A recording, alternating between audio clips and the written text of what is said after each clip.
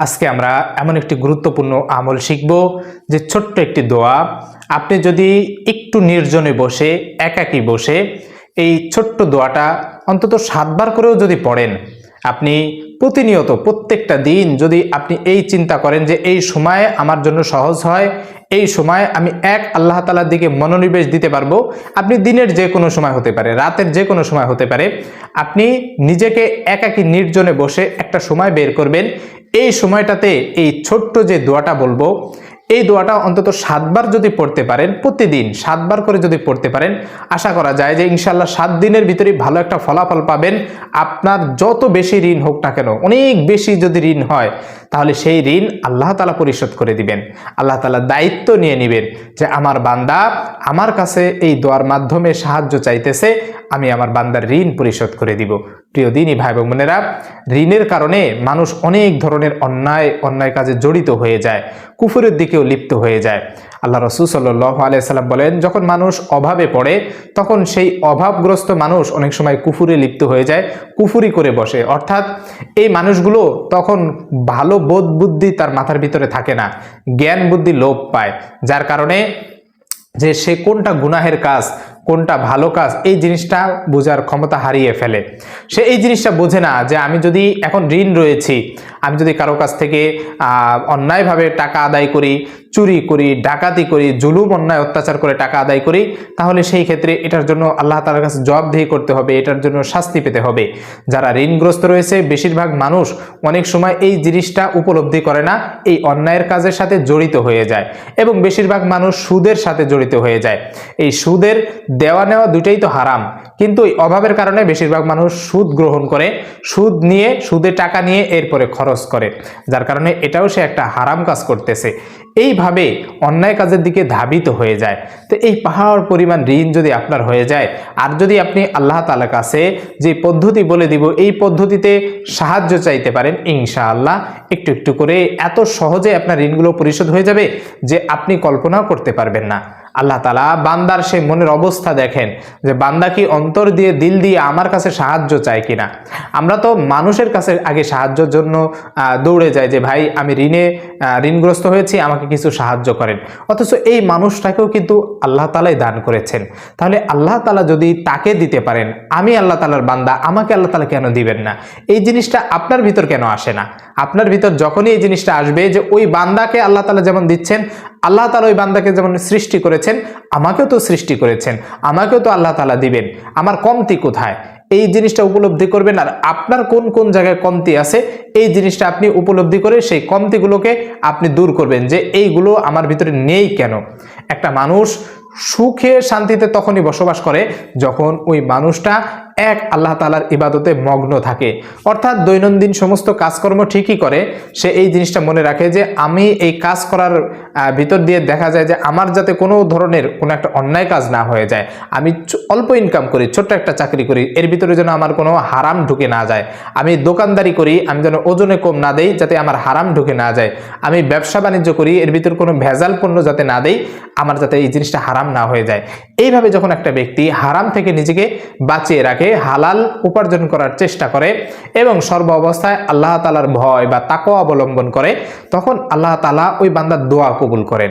বান্দা যখন 5 ওয়াক্ত নামাজি হয় যে আমি 5 ওয়াক্ত নামাজ পড়বো, পাশাপাশি আমার রোজা ফরজ হয়েছে রোজা রাখবো, আমার হজ ফরজ যদি হয় হজ করব, জাকাত ফরজ হলে জাকাত আদায় করব, কুরবানি ওয়াজিব হলে কুরবানি করব। এইভাবে একটা মানুষ যখন প্রত্যেকটা ইবাদতের ক্ষেত্রে গুরুত্ব দেয়, গুরুত্ব সহকারে সে ইবাদত বন্দেগী করে, অর্থাৎ আমার যদি হজ বা জাকাত ফরজ নাও হয়, কুরবানি ওয়াজিব নাও হয়, শুধুমাত্র আমার 5 ওয়াক্ত নামাজ এবং রোজা এগুলো যদি ঠিক রাখি, হালাল মেনে চলি, হারাম মেনে চলি, তাহলে এই ক্ষেত্রেও আল্লাহ তাআলা দেখবেন যে আমি দোয়া করলে আল্লাহ তাআলা আমার দোয়া কবুল করবেন। আমি যতই ঋণগ্রস্ত হই না কেন আল্লাহ তাআলা পরিশোধ করে দিবেন ইনশাআল্লাহ। এই জন্য এই আমলগুলো আমাদের করা দরকার। আমরা এই বিষয়গুলো যদি চিন্তা করে মেনে যদি আমরা একটু এই আমলগুলো করি, আল্লাহ তাআলা সাহায্য পাইতে আমাদের দেরি হবে না। আল্লাহ তাআলা আসমানি ফেরেশতা পাঠিয়ে দিবেন, গায়েবী সাহায্য দিবেন। হয়তোবা আপনি কারো কাছে পৌঁছাচ্ছেন না, আপনি জায়নামাজে 2 ফোঁটা চোখের পানি ফেলছেন, চোখের পানি ফেলে আল্লাহ তাআলার কাছে সাহায্য চাইতেছেন যে ওগো আল্লাহ আমি এত ঋণগ্রস্ত হয়েছি, এত ঋণে জর্জরিত হয়েছি, তুমি আমার ঋণকে পরিশোধ করে দাও। এইভাবে যখন আল্লাহ তাআলার কাছে দোয়া করবেন, দুফোঁটা চোখের পানি ফেলবেন, এই চোখের পানি ফেলার ফলে আপনার দেখবেন যে দুনিয়ার কারো কাছে চাইতে হবে না, এটাই যথেষ্ট। আল্লাহ তাআলা এটাই কবুল করলে আপনার জন্য যথেষ্ট হয়ে যাবে।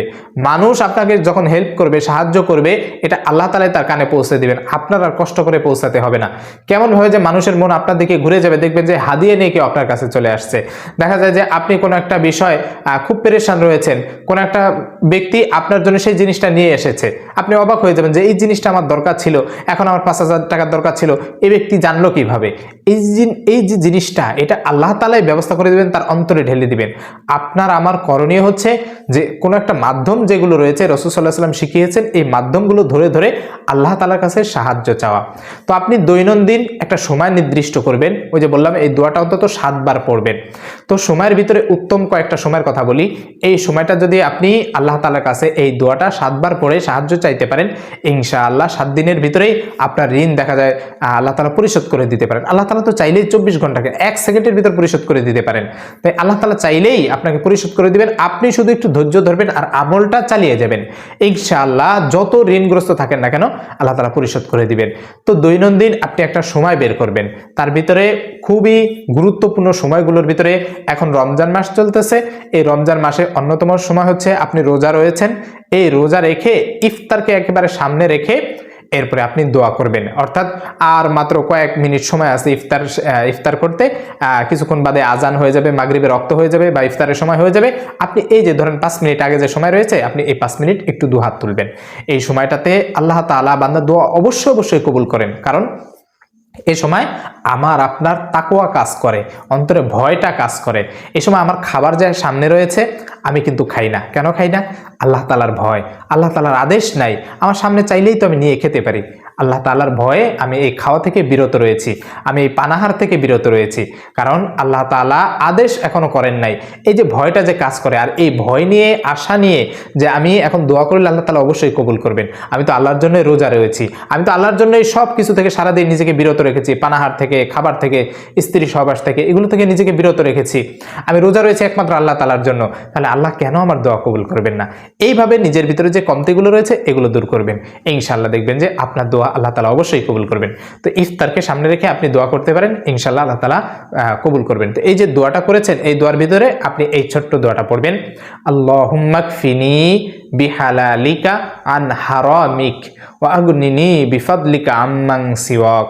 আল্লাহুম্মা কফিনি বিহালালিকা আন হারামিক ওয়া আগনিনি বিফাদলিকা আম্মান সিওয়াক। এইভাবে আপনি দোয়া করবেন। আর পাশাপাশি আপনি প্রতিদিন মাগরিবের পরে সূরা ওয়াকিয়া বেশি বেশি করে তেলাওয়াত করবেন।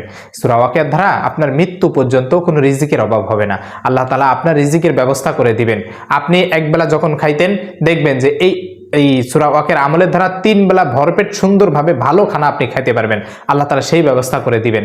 এই জন্য রিজিক যদি পরিবর্তন করতে হয়, ভালো রিজিকের ব্যবস্থা যদি আপনার নিজের করাইতে হয়, আল্লাহ তাআলার জন্য এই আমলটা করবেন, যে আমার আল্লাহ এই আমলটা করতে বলেছেন, আমি এটা করব, আমার আল্লাহ তাআলার পক্ষ থেকে আমার জন্য রিজিকের ব্যবস্থা হবে।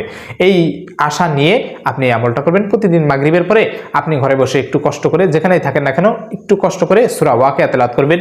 ঘরে যারা সদস্য রয়েছে তাদেরকে বলবেন সূরা ওয়াকিয়া তেলাওয়াত করার জন্য, ইনশাআল্লাহ দেখবেন যে আপনার রিজিকের অভাবও দূর হয়ে যাবে।